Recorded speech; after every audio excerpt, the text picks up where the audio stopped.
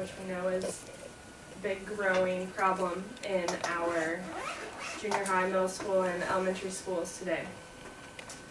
And I have a statistic that says, according to the Centers for Disease Control and Prevention, the number of children who are overweight, ages 6 to 11, has more than doubled in the last 2 decades. So this is pretty scary, and because just think that 6-year-olds are becoming obese and overweight. Okay, so here are a lot of the health risks that students who are overweight are dealing with. Sleep apnea. I had no idea that this was a problem that students were dealing with. Skin infections, liver disease, asthma, metabolic syndrome, liver disease, eating disorders, sleep disorders, high blood pressure, orthopedic problems, and type 2 diabetes. So not only are they having to deal with, their body being overweight, but look at all this that it's affecting. I had no idea that them being overweight at such a young age would have such effects on them.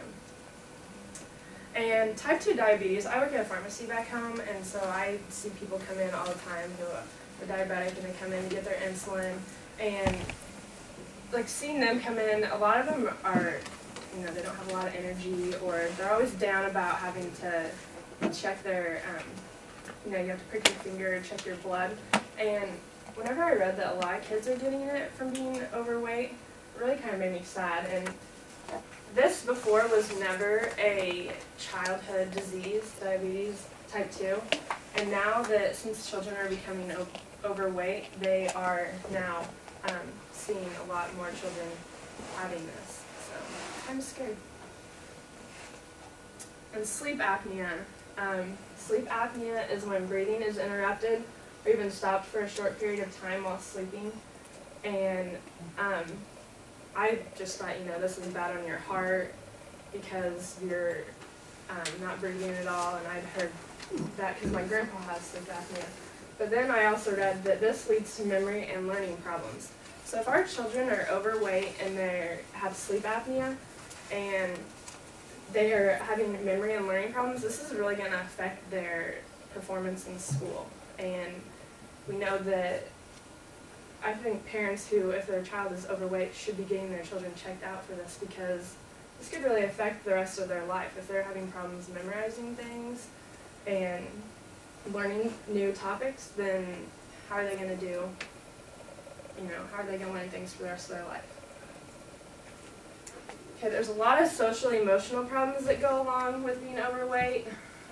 Low self-esteem, behavioral problems, and they say a lot of these behavioral problems are in class. They're disrupting class because they're upset with them the way they are, their bodies, and so they're disrupting class for attention. And learning problems, and that could also be part of the sleep apnea, depression, and anxiety.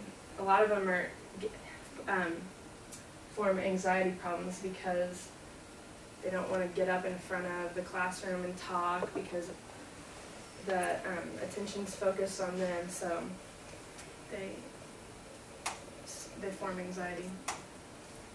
A lot of causes and symptoms of those social emotional problems. Low self-esteem, of course, is caused by being teased, and we know that kids tease a lot, and or being bullied even. Children with depression sleep more than usual. They don't have interest in everyday activities, and they may cry a lot. So if your child's overweight and they're depressed, they're sleeping more, so then they're getting even less physical activity, so now they're becoming even more overweight. And it also says they have no interest in everyday activities, so they're obviously not doing the activities that they need to lose weight. And then behavior and learning problems can also be present in obese children because they have poor social and more anxiety than average weight children.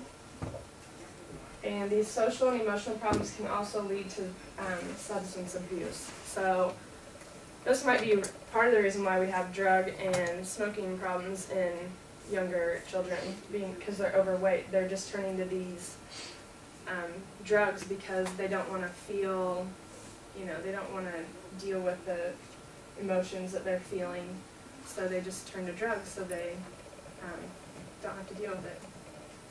Okay, so what's to blame? Who's to blame for our children being overweight? And I think that it's society, and it's shown that children come home from school, and we talked about, I don't remember who talked about it in there, oh, Kristen, how they come home, and sometimes their parents aren't home. So this is what they're doing. They're watching TV, playing video games, watching DVDs, computer games, and surfing the web. And like, how many computer games are there out there? And video games. I know we have Xbox, PlayStation 2, the Wii now. Like, there's so many. And my roommate talks about how they have every single one of those systems in their house. So if a kid comes home and they're spending all their time doing this, are they spending any time outside playing at all? Like, I remember when I was a kid, I would want to go outside and play with my neighborhood friends, and my parents would be like, you know, you have to do your homework first, and then you can go out and play. Kids don't even seem to be playing anymore outside.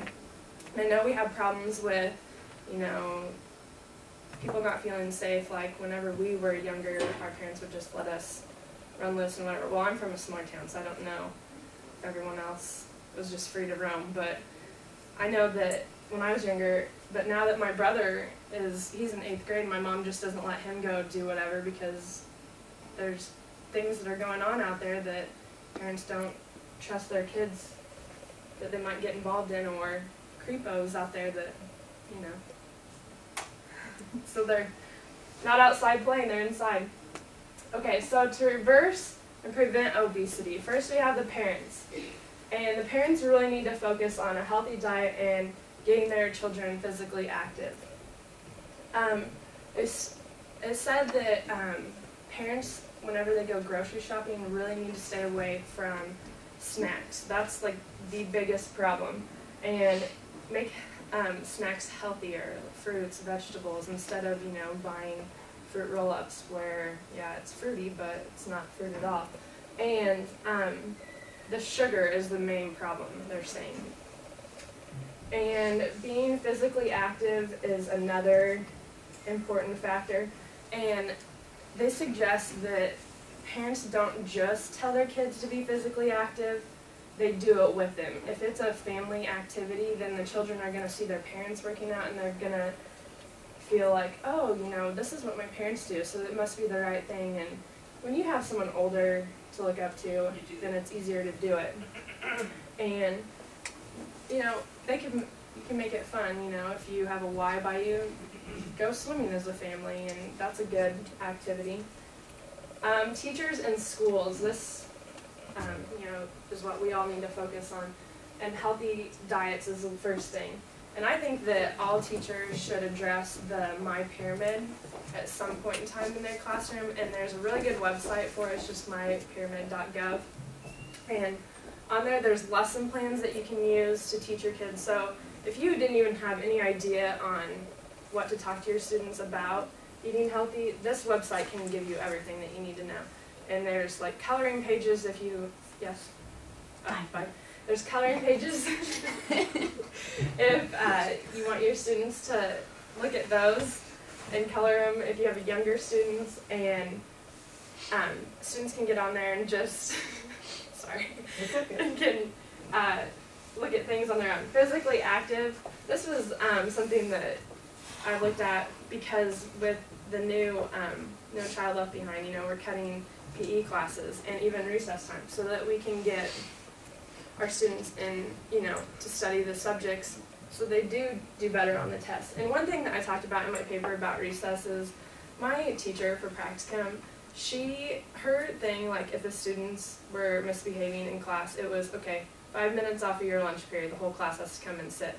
And there are times when I think you need to do that, but she did it to an excess, like where the students were having to come in a lot. And I don't agree with that, because this is their time to go outside and to get some exercise so that they're not, you know, becoming overweight. And they also need this time so they can have a break from school. They don't need to be sitting in desks in their free time. And school lunchrooms are changing still like giving some of the same like hot dogs, but they've completely changed the makeup of the hot dogs that they're giving. Pizzas and everything, like French fries, they're trying to go completely away from French fries or make them baked. vending machines are being taken out of schools, and schools can get into a lot of trouble if they have vending machines in their schools. And another thing I found interesting was school fundraising. Like, do you remember the fundraisers that we used to do, like Junk Food City? Well, now they're completely changing it, and some of them aren't even selling food. They're selling those like wristbands that were really popular. Okay, I'll move on fast. Okay, and then this is another thing that I found that I was really excited to see.